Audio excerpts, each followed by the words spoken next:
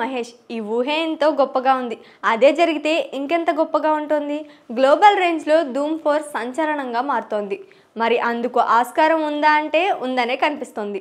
ధూమ్ franchise బాలీవుడ్కే వన్నె తీసుకొచ్చింది. ఇప్పటి వరకు రిలీజ్ అయిన 3 భాగాలు సంచలన విజయాలు అందుకున్నవే. జాన్ అబ్రహం, హృతిక్ రోషన్, అమీర్ ఖాన్ రేంజ్ని పెంచిన ఫ్రాంచైజీ ఇది.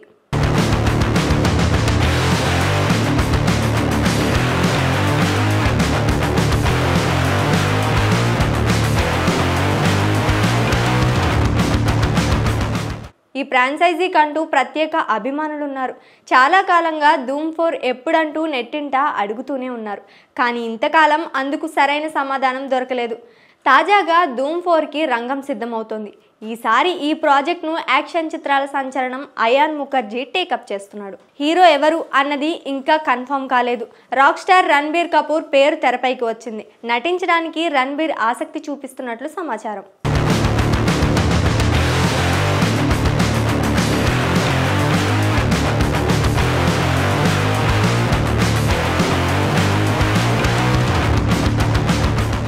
అలాగే రణబీర్ సింగ్ పేరు కూడా వినిపించింది. తాజాగా వీరిద్దరితో పాటు సూపర్ స్టార్ మహేష్ బాబు కూడా రేసులో నిలిచాడు.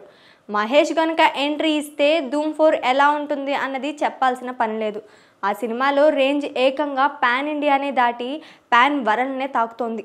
ఆ సిరీస్లో మహేష్ కటౌట్ కనిపించడమే పెద్ద సంచలనం అవుతోంది.